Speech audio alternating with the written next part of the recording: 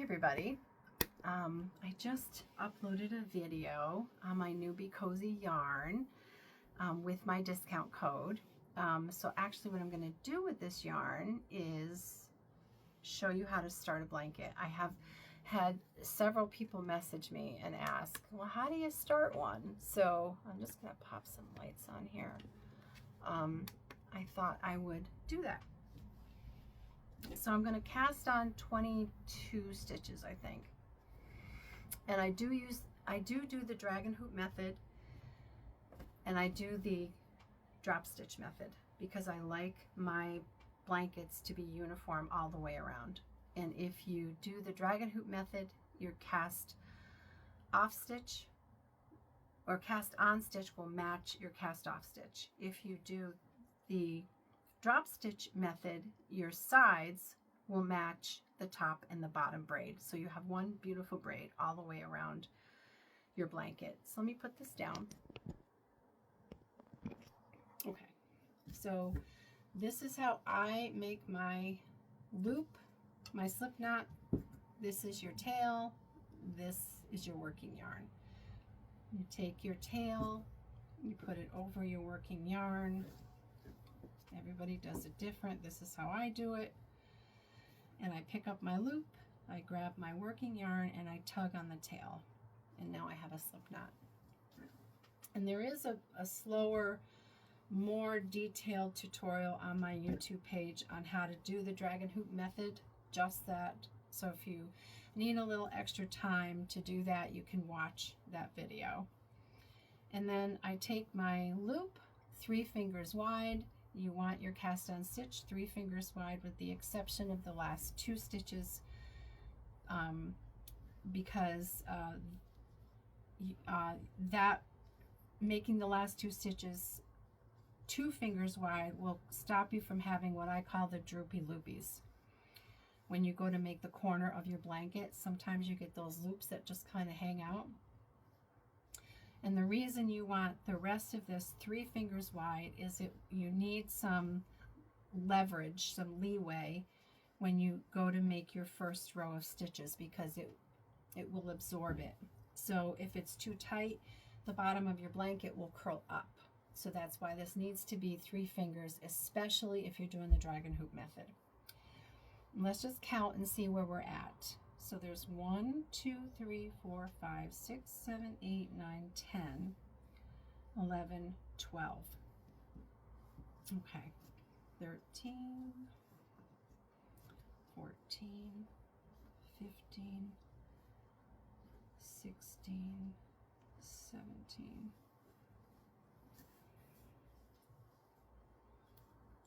18. And I hold on to my loop 19 that I just made because as I'm going to pick up more yarn, it helps to keep the integrity of that loop intact. It's not gonna, the size shouldn't change.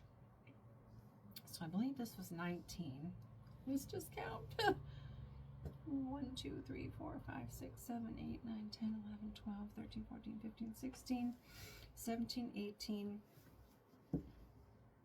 19, 20. These last 2 are going to be 2 fingers. 21, 22. Okay. And I'm just going to check one more time because I did this a second ago and I was short and I don't know why. 1, 2, 3, 4, 5, 6, 7, 8, 9, 10, 11, 12, 13, 14, 15, 16, 17, 18, 19, 20, 21, 22. And then to do the dragon hoop method, you turn your cast on stitch upside down and now your working yarn is up here on the top. And you want to go and find the little stitch, the little piece that's in between the loops. And again, there's a slower detailed tutorial on my YouTube page that demonstrates just the dragon hoop method. So I'm just going to kind of truck along here. But you want to look for this little, there's the top part of the loop, there's the bottom part of the loop, and there's this little space in between, and that's what you want to grab and pull up, okay? So we have 1, 2, 3, 4, 5, 6, 7. The sun is shining finally here. I live in upstate New York, although rain is coming again. And I know that there's some people I've connected with autoimmune diseases like fibromyalgia.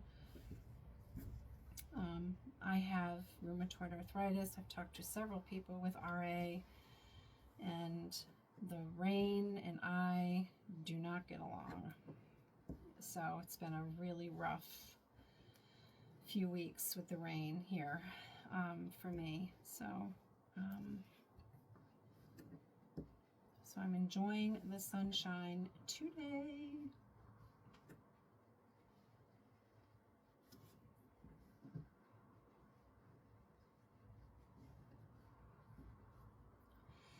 Okay, let's count. 1, 2, 3, 4, 5, 6, 7, 8, 9, 10, 11, 12, 13, 14, 15, 16, 17, 18, 19, 20, 21. I have a space back here. I can make 22. Ta-da! Perfect. So now we are going to do, this is our first row. So now we're going to do a second row. And I'm so excited to use this ombre yarn. I've never used ombre yarn. So anywho, we're going to skip this stitch. Okay? This is going to be the beginning of the next row going this way when we come back. So we're going to go to number 2 and we're going to knit. And you're just going to make loops inside the loops that you just made.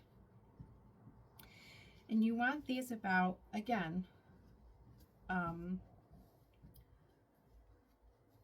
I'm a tight knitter, so these for me are going to be about 1.5 fingers or an inch tall. So for me, I know that one row is 1 inch. So if I want a 50-inch blanket, it's easier for me. And as you knit, you'll see what, you know, how you knit. It's easy for me to kind of calculate, especially if I'm changing colors and doing patterns. I know that one row for me is 1 inch. So now we're to the second to the last stitch. You're going to knit this. Now you're going to pick up your drop stitch and you're going to knit this one. And you're just going to let it be, because now we're going to start going up. And you'll start to see that braid there. And now, I didn't show you the braid on the bottom. Look at that pretty braid. That's what you get doing the dragon hoop method. So now we're going right to left. So we've picked up our drop stitch. We're going to let this rest. And you're going to go to number 2 and you're going to knit. Now coming back this way, this is going to be the beginning of this row going this way. Okay? We're going now to number 3.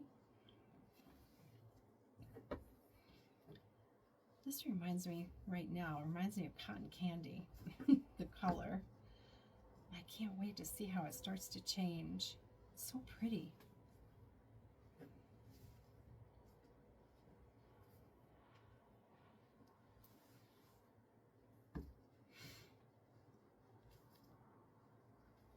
And again, this is Be Cozy yarn. I made one blanket with her yarn. It was a double heart cable in oatmeal, ivory, and blush, I think it was. It came out gorgeous. Her yarn is exquisite. I love it. Now we're at this end. This is our drop stitch on the left. So now we're going to pick this one up and we're going to knit this one, okay? Now you've started your braid on this side on the left side of your blanket. So we've knitted this, and we're going to stop with this one. You're not going to do anything else. Now we're going to go left to right. Okay, now you're going to go to number 2 and knit.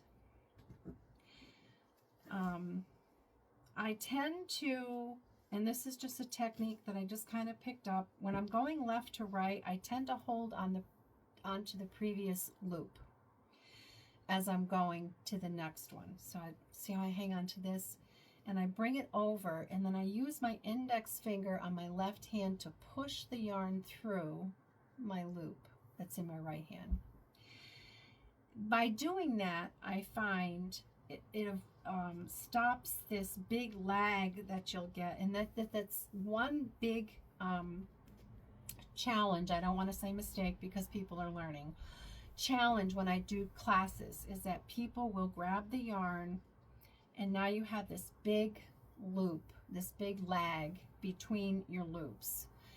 And if you continue to do that as you move forward, your blanket's going to fan out, and you don't want that to happen. So you don't want that gap. So one of the other content creators that I follow, I think she calls it knit and kiss, or kiss and knit, one of the two, I can't remember, but it was a great thought.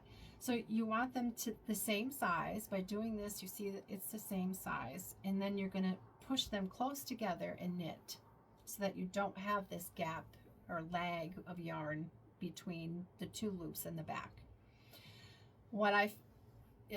It just kind of happened. I just developed this technique where I hang on to the loop going left to right. I hang on to it, and I just push the yarn through the back of the loop with my left hand and pull it through with my right. When I'm going right to left, I'm actually hanging on to the yarn in my left hand, and I use that as a guide to feed my right hand, and I'll show you when I get there. And then I knit. So now we're at the second to the last stitch on the right. So we're going to knit the stitch, and now we have our drop stitch again, and we're going to just knit this and let it rest, because again, we're working on the side of the blanket. So now going right to left, I have my yarn kind of in this hand, like this, underneath in this hand. All right, and I have my right hand picking up the loop I'm going to knit. Now I've got my yarn in here, and I just kind of feed it through like this. Okay, it helps you maintain the proper tension going, I find, right to left. And then your loops are the same size. You also avoid that lag of that extra yarn that's hidden behind the loops that we just talked about that you don't want. I just kind of keep it in this hand and feed it through this way.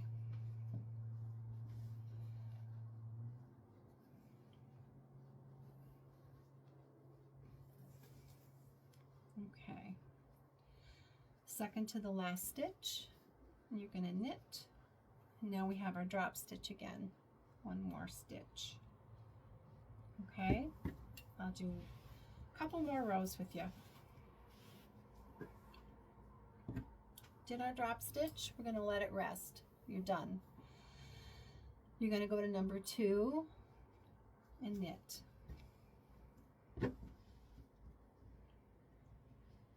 And again, I'm just hanging on to the one that I just did, and I push the yarn through the back of the loop that I'm working on with my index finger on my left hand. And this may not work for you. It might be uncomfortable for you. It may not work, but this is what I found works for me. And then it allows me to just kind of zip along here, because it's just that constant repetitive motion of pushing the yarn through the back of the loop. Second to the last loop again, right here. knit, drop stitch, pick it up. See how that nice braid is going all the way around now? One more time, going right to left. And I'll show you that technique that I use with guiding the yarn in my left hand. We've done our drop stitch, we're done with that. So I pick up the yarn, it's just kind of tucked in my hand here. No tension on this, no squeezing, it's just kind of almost like a little tunnel I'm creating with my hand. And I'm just gonna pull the yarn through with my right hand. And like I said, this helps to avoid that fanning out of the blanket.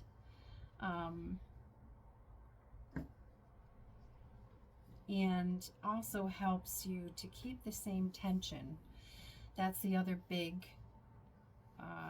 thing when I'm teaching classes is the tension in the yarn. And I will tell you that different yarns, you're gonna have different tension. Chenille is really, really soft, so you don't have to pull as hard. If you're using yarn like Mellow Bellow, that's a blend of chenille and polyester, I think. It's a more durable yarn.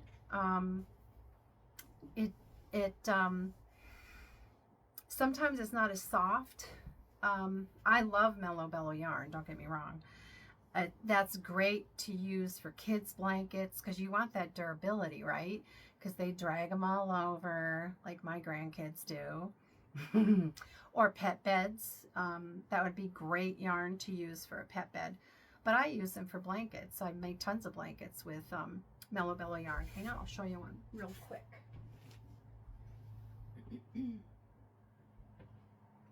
This blanket is done with Mellow Bellow yarn. This is Buttercup yarn, color. This is super, super soft. Super soft. So, yeah, it just depends on what you're looking for, you know. So anywho, now you know how to start a blanket. I do have a cast-off stitch tutorial also on my YouTube channel, so give that a watch and you can finish your blanket. I'm gonna work on this. I can't wait to finish it. Have a great day.